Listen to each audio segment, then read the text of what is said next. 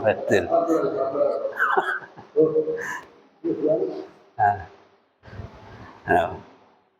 Ngesor dhuwur iki. Ngesore penak sih sudah. Lewatan nasi dhuwur. Heeh. Assalamualaikum warahmatullahi wabarakatuh. Al-Fatihah. A'udzu billahi minasyaitonir rajim. Bismillah. Alhamdulillahi rabbil alamin. Ar-Rahman. Iyyaka na'budu wa iyyaka nasta'in. Ihdinas siratal mustaqim. Shiratal ladzina an'amta 'alaihim ghairil maghdubi 'alaihim. Amin. Bapak Ibu ingkang kula hormati, puji syukur kita panjataken dhateng ngarsanipun Allah Subhanahu wa taala. Biqauli alhamdulillahirabbil alamin. Kairing doa sholawat dhateng Rasulullah Muhammad sallallahu alaihi wasallam. Biqauli Allahumma sholli wa sallim wa barik alaihi wa ala alihi. Bapak Ibu ingkang kula hormati, wingi tas pengajian niki wis ngaji malih nggih. Anjane nggih salah satu asbabul furud nyapo kok enek raudhah ana nggih. Raudhah iki kok nggih ndonga mandi kan ngoten nggih. Mbah Dul nggih sampun mresa insyaallah. Pak Aditya nggih sampun. Ternyata setelah diteliti-teliti niku kan raudhah niku panggonan antarane daleme Kanjeng Nabi karo mimbare Kanjeng Nabi. Nggih. Lah pomo jarake napa pamparan ya antarané kok kene gone Pak Bibit ngoten kan. Nah, di tempat itulah setiap saat diagem Kanjeng Nabi boten wiritan mulang neng para sahabat. Nggih. Mulang para sahabat tentang agama Islam. Piye to carane syahadat sing bener, piye to carane salat sing bener, lan liya-liyane. Setiap saat digunakan kalih Kanjeng Nabi ngaten. Malah enten salah setunggalipun kisah ngaten. Ketika Kanjeng Nabi niku peperangan dengan orang kafir, terus di situ Kanjeng Nabi kadang kan dia menang, kadang kalah, kadang punya tawanan. Ngoten nggih, menang zaman semonten kan punya orang kafir kan jadi tawanan ngoten. Tawanan itu lek zaman semonten lek menjara terus saiki kan tidak ada tempat yang khusus ngoten. Kan ya juga berada di sekitar atau di Masjid Nabawi itu. Bahkan dikisahkan para tawanan kafir itu ketika sudah beberapa hari atau beberapa minggu berada di situ, dia kembali itu sudah posisi dalam kondisi Islam. Karena itu kisah sing jelasne ngaten.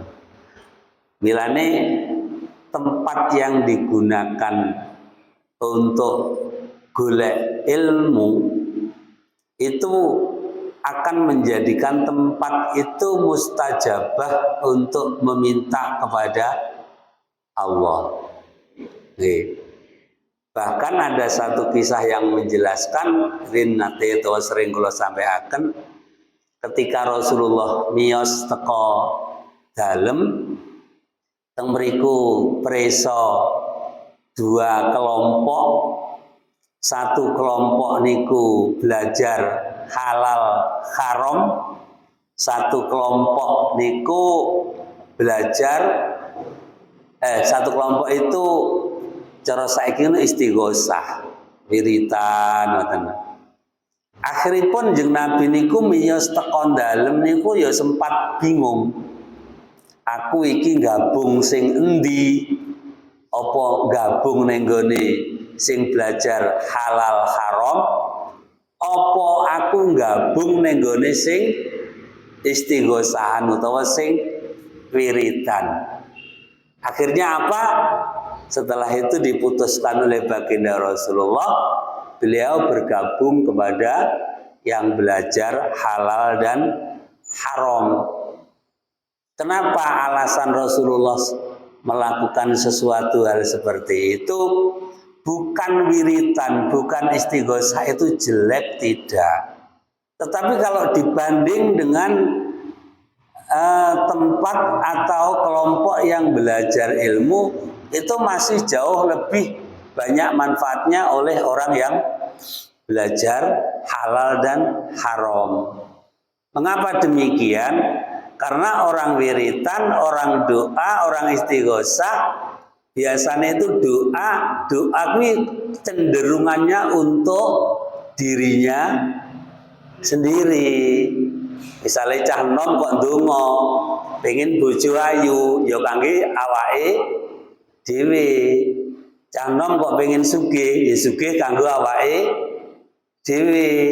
Pengen sukses awake dhewe. Tetapi orang belajar ilmu ini adalah mengembangkan aturan-aturan dari Allah Subhanahu wa taala untuk kepada umat manusia agar tahu sapa Tuhane, sapa nabine, piye carane urip dan lain sebagainya. Itulah, dan itu tidak hanya untuk dirinya sendiri, tapi kecenderungannya adalah untuk umat manusia. Dan bahkan ada hadis yang menyatakan saapi-api wong Islam kuwi wong sing ana manfaate kangge wong liya, ya manfaat ngajari ilmu, manfaat dudoi jalan sing bener dan lain sebagainya.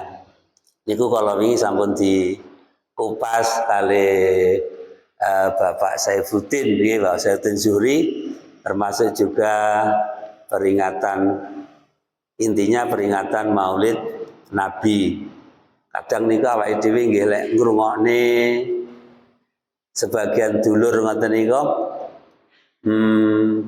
ada yang membid'ahkan Maulid Nabi niku jane ya kirang pas nih. Ada fatwa ulama yang bernama Syekh Sayyid Muhammad. Beliau pun pernah mengatakan siapapun orang tua ketika menyambut kelahiran anaknya, meskipun anaknya kan belum tentu jelas iki dadi cah sing apik apa dadi bocah sing elek kan urung jelas.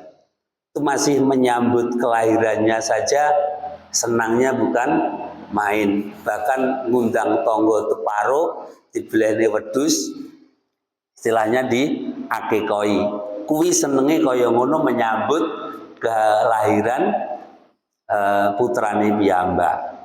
Nah, saat ini kita kan menyambut kelahirannya baginda Rasulullah sallallahu alaihi wasallam, yang jelas bayi yang sangat tampan, bayi yang sangat luar biasa ketika beliau masih berada di kandungan maupun kemanfaatan untuk lingkungan Arab atau Makkah luar biasa. Begitu beliau lahir juga banyak peristiwa-peristiwa yang terjadi, dan dia menjadi umat yang menjadi manusia yang super di kelak nanti kan ngaten. Bagaimana kita tidak boleh untuk berbangga, bersenang menyambut kelahirannya. Itu yang pertama. Kemudian yang kedua, alasan yang kedua, sing paling jasane akeh ning nggone Nabi Muhammad itu ternyata bukan orang muslim. Nggih. Sing jasane akeh ning Nabi Muhammad itu justru malah wong kafir. Nggih lho. Jasa apa? Jasane pamane Nabi Muhammad sing jenenge Abu Lahab ketika mendapat kabar dari Suwaibah. Suwaibah niku budake sing ngabarne yen Siti Aminah ipar dari Abu Lahab telah melahirkan seorang bayi. Seketika mendengar berita itu, akhirnya Abu Lahab ngomong nenggone Suwaibah, Suwaibah, mulai saat ini awakmu tak merdekakne teko omahku. Wis aku tak masak-masak dhewe, tak ngopi-ngopi gawe dhewe. Saiki sampeyan mara nenggone Siti Aminah membantu merawat sing komplit kepada bayi yang baru lahir dilahirkan oleh Siti Aminah. Jadi justru yang ngerawat itu jasa yang paling banyak itu bukan jasa dari orang Islam, jasa dari orang kafir.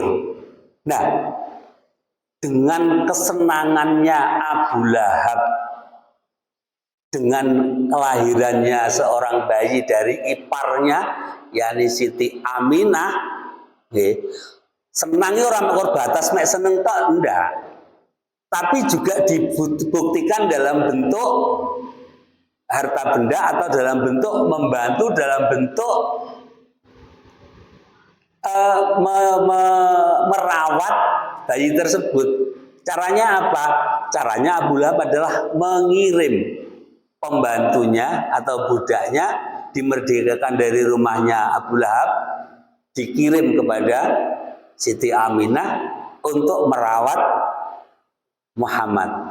Nah, dari yang dilakukan oleh Abu Lahab seperti itulah akhirnya termasuk juga Syekh Sayyid Muhammad di dalam bukunya beliau pernah menemui ketika hari Senin. Kalau hari-hari biasa karena orang matinya dalam kondisi kafir kan mendapatkan azab dari Allah Subhanahu wa taala. Namun ketika hari Senin karena jasa Abu Lahab telah merasa senang dan memberikan bantuan untuk merawatnya, maka di hari Senin dia dapat takhfiful azab. Artinya keringanan untuk tidak mendapatkan azab. Jane kuwi sing dadi dasar awake dhewe ngenekne Maulid Nabi, amalan dari seorang kafir.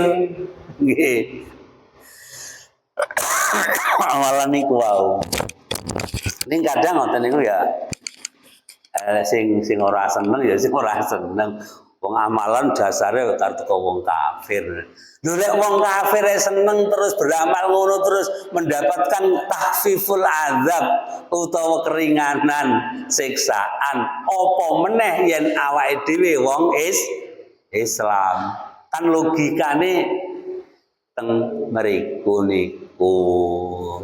Nah, itulah yang akhirnya berkembang datang daerah kula panjenengan. Napa malih nek kula panjenengan sami ngertos maknane napa nika kitab Al-Barzanji. Nika di mana nih kata demi kata itu semuanya menceritakan dari proses kehamilan Siti Aminah sampai kelahiran Nabi Muhammad sampai keistimewaan yang dimiliki oleh Nabi Muhammad sampai tuanya.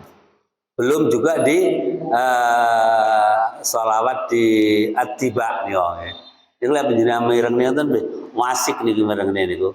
Yang jelas dan runtut tentang kisah baginda Rasulullah. Tapi dalam kesempatan ini kula mboten badhe niku margi Ali Mas Juan wis diteng mriku diarani napa kajian fikih kan ngaten nggih. Mboten napa-napa. Gede ngalor karo ngidul sosone kok yang enak katanya. Nah, para bapak adalah para ibu dengan dasar bahwa ada raudhah yang di awal kula mukadimai, tempat yang digunakan untuk menuntut ilmu itu menjadi tempat yang mustajabah.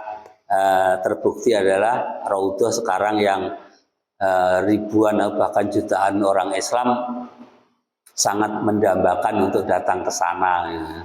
Dan bahkan direwangi ngantek uwel-uwelan di sana kan gitu. Nah, dalam kesempatan ini gua pengen ngajak panjenengan tidak kembali kepada Maulid Nabi, tetapi apa yang dibawa oleh Nabi dalam rangka untuk keselamatan kula panjenengan sami di dalam menghambakan diri kepada Allah Subhanahu wa taala. Salah satunya selaku orang Islam, insya Allah ya untung Pak Bu nggih, kula panjenengan niku dilairne neng Indonesia, khususnya neng Jawa, khususnya malih neng Tulungagung, sing mayoritas beragama Islam. Nggih. Tidak mustahil seandainya kados kula panjenengan niku dilairne neng gone Meksiko ana kira-kira ndak dadi wong Islam. Dadi wong Katolik. Apa dilahirne neng gone Filipina barang ngono kira-kira dhewe iso dadi wong Kristen juga. Dilairne ning India iso uga kula njenengan sami mboten kenal Nabi Muhammad.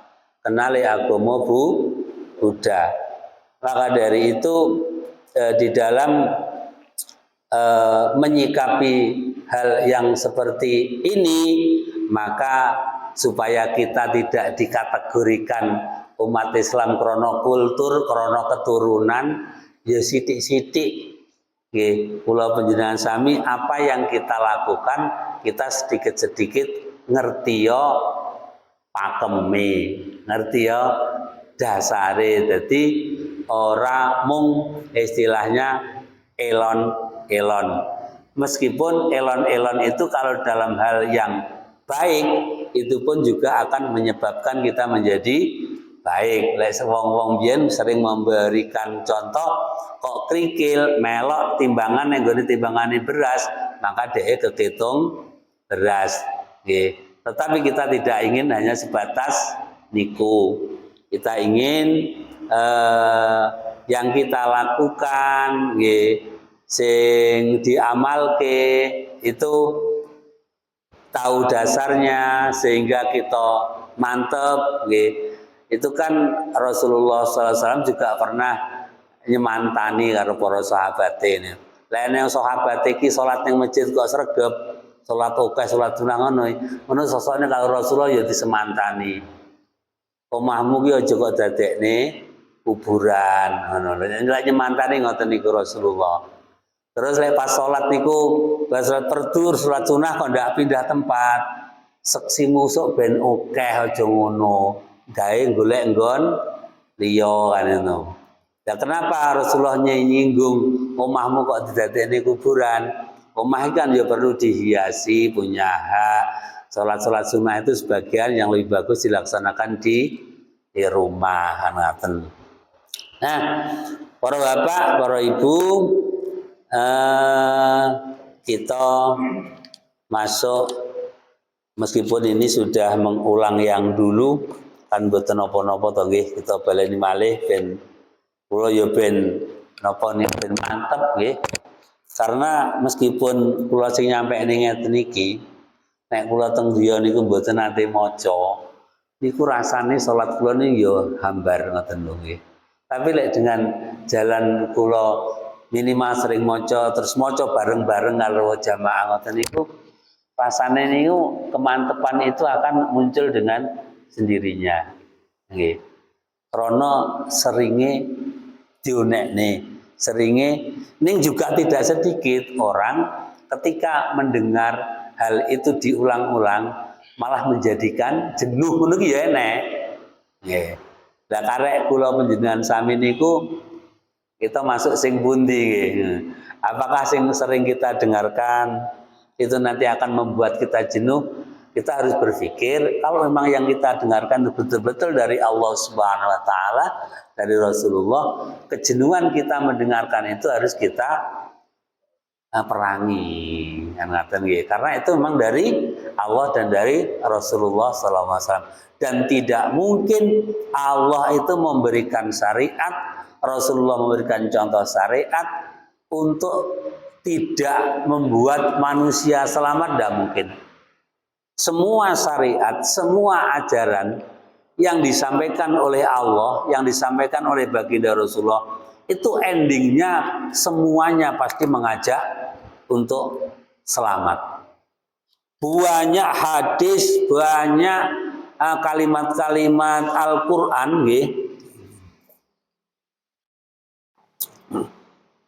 seakan-akan kalau kita melihat Gusti Allah ki ora lilo nek kawula niki mlebu ning neraka.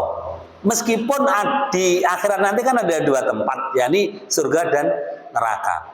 Prinsipnya Allah ki ora lilo nek sampeyan sampai mlebu ning neraka. Termasuk juga baginda Rasulullah SAW ora lilo ngantek wong sing labelnya Islam itu masuk di neraka.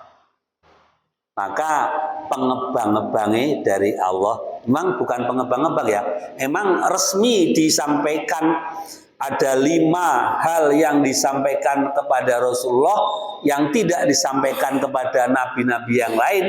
Salah satunya kemarin sering saya sampaikan surah Al-Baqarah ayat yang terakhir. Rabbana la tu'akhidna in nasina au akhtana. Tenan lho Gusti, jenengan janji lho. Kan kaya-kaya gitu. Nggih. Urung ngantek dosa wis minta diampuni oleh Allah. Dan di situ ahli tafsir menyatakan bahwa ketika sampai Rabbana la tu'akhidna in nasina au akhtana, Allah bilang qala na'am. Itu kan bukti nek Gusti Allah iki ora lilo lek wong Islam nanti pada akhirnya masuk ke neraka. Dasarnya niku mau nggih, logis niku. Dengan turunnya ayat itulah yang membuat Nabi Muhammad SAW itu sangat puas, seneng banget. Nggih. Lho lek tangga sebelah promosi ning gone jamaah. Pokoknya sampean yakin lek Isa ki di apa ya? Disalib surga kan ngono to? Oke. Pokoknya yakin lek Isa disalib dia ada jatah surga. Mek yakin ngono tok lho surga.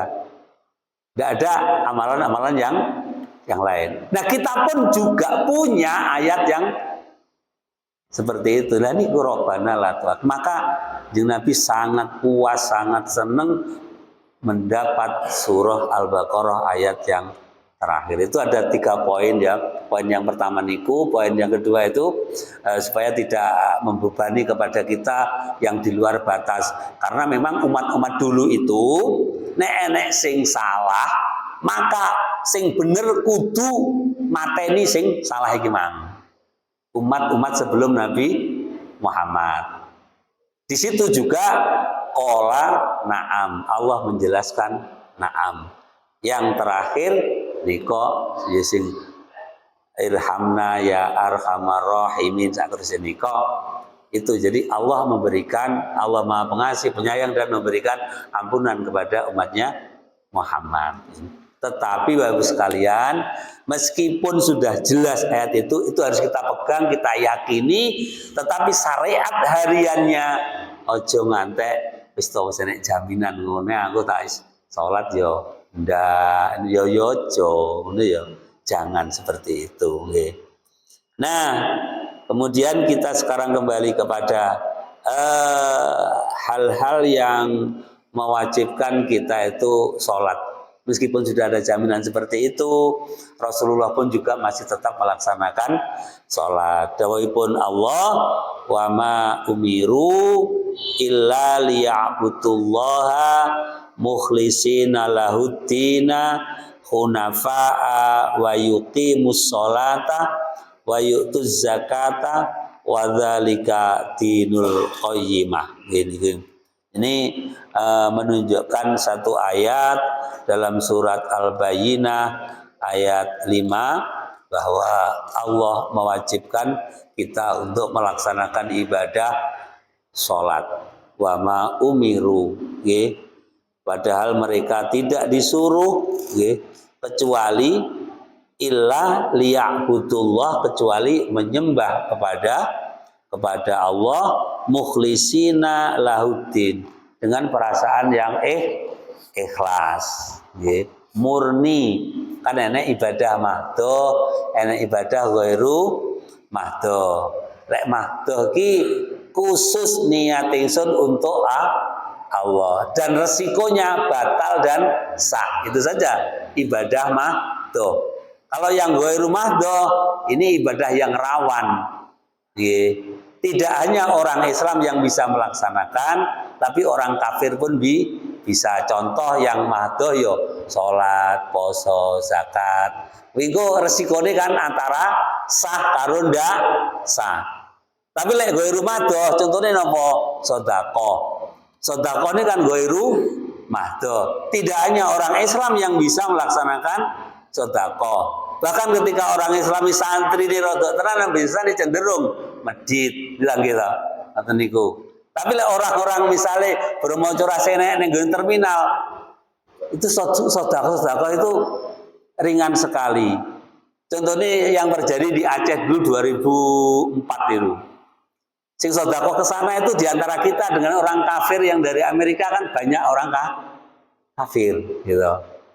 Nah, di samping itu sedekah ghairu mahdoh itu di samping ada niat kadang nuriyah, tetap kita laksanakan, tetapi kita harus pakai aturan-aturan. Misal, ulah sedekah, sering sedekah, tapi sedekah kok ben rondo, mendino Pak Dilung ni sedekah yang ben rondo. Ini kan rawan apa? Selingkuh kan ngoten iki. Ini rawan selingkuh kan ngoten niku. Nah, ini sedekah ghairu mahdoh itu makanya dikatakan tadi, lek sedekah ibadah mahdoh itu langsung khusus kepada Allah dan efeknya sah dan tidak sah. Tapi lek ibadah ghairu mahdoh itu efeknya itu bermacam-macam. Meskipun seperti itu efeknya, apakah sedekah kita hentikan? Ya tidak, tetap kita laksanakan sampai kita mati. Karena sedekah banyak fadilahnya. Sedekah lidafil bala, mencegah dari bala, kan itu juga. Tetapi di situ kudu di ilmoni atau yo di angen-angen lah. Aku sedekah rene karo rene misalnya kime borondo sing nom, kime wong sopo barang ini kan. Nah ini kan sing perlu digali tata carane bene lek sedekah awake dhewe ora muspro kan ngoten niku.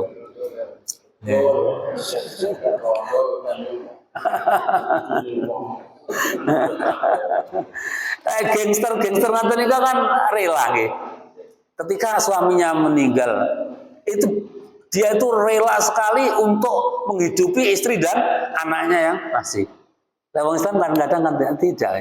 Ben urip dhewe makhluk Gusti Allah, dadi Gusti Allah dhewe kadang kan ora. Nah ini. Nek ghairu mahdoh seperti itu ya sekalian. Nah, wa ma umiru illa liya'budullaha mukhlishina lahuddin. Niki ketaatan kepadanya, kepada agama. Hunafa wa yuqimus shalah, dan dirikanlah salat. Wa yu'tuz zakah, bayarlah zakat. Zakat itu juga rawan dulu ketika zamannya Abu Bakar As-Siddiq. Wa dzalika dinul qayyimah, yang seperti itu agama yang lurus. Jadi ini merupakan dasar-dasar kita untuk melaksanakan ibadah sholat sing hari-hari kula panjenengan sami lampahi. Nggih. Itu yang pertama. Kemudian ada ayat lagi surat Al-Had ayat 78, wa aqimus shalah, maka dirikanlah sholat, wa atuz zakah wa atasimu billah wa maulakum fa ni'mal maula wa ni'man nasir. Intinya ini adalah yang depan faqimus shalah, maka dirikanlah sembahyang atau sholat. Ini ibadah makruh yang tidak boleh ditawar lagi. Terus lagi ada hadis dari baginda Rasulullah, ngani bin Umar, ngani Nabi sallallahu alaihi wasallam, qala buniyal islamu ala khamsatin ngala ayyuhadallahu wa iqamis shalah wa ita'iz zakah wa siyami wa ramadan wal hajju. Nggih saterusipun niku. Ini merupakan dasar saking Kanjeng Nabi. Jadi merupakan satu kewajiban ibadah sholat. Kapan sholat 5 waktu itu diwajibkan? Nah, insya Allah belum sami sami beresom. Karena Kanjeng Nabi niku teng Mekah itu kan 13 tahun. Datang Madinah itu 10 tahun. Ketika Kanjeng Nabi niku datang Mekah 13 tahun, di situ belum ada kewajiban sholat untuk umat. Hanya kewajiban sholat untuk Nabi. Nabi itu diwajibkan sholat dari Allah Subhanahu Wa Taala. Kita tidak tahu caranya sholat, tapi sepertiga malam. Leisokon munjuli. Itu amalan para nabiin. Tetapi umatnya secara resmi ketika Kanjeng Nabi niku sampun boyong datang Madinah. Jadi di situ usia Nabi diangkat itu 40 tahun, terus tambah 13 tahun 53 tahun, mendapat wahyu Isra Mi'raj nikah, itu sudah ketika boyong di Madinah. Nah saat itulah mulai sholat diwajibkan. Sehingga sekarang dengan adanya model seperti itu, ono kelompok atau dulur awake dhewe, saiki ki awake dhewe sik periode Mekah. Lek periode Mekah ki salat ya urung wajib, minum-minuman keras ya ora dilarang, judi ya oleh. Itu waktu periode di Makkah.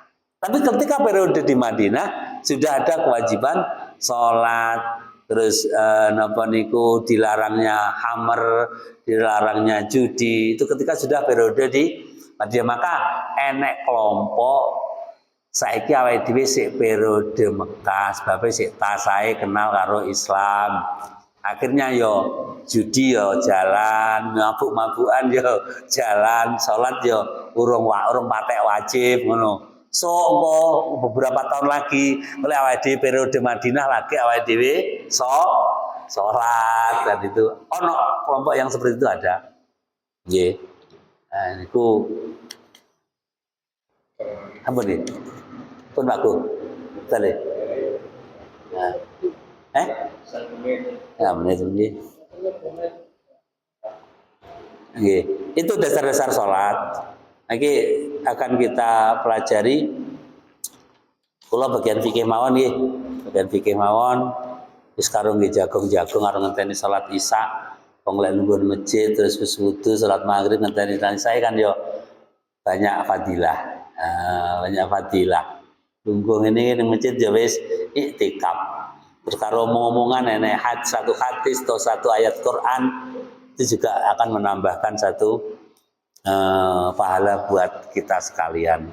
Mungkin ngaten nggih, sambil kita sambung malih. Mari kita tutup dengan doa kifaratul majelis. Subhanakallahumma wa bihamdika asyhadu alla ilaha illa anta astaghfiruka wa atubu ilaik. Assalamualaikum warahmatullahi wabarakatuh.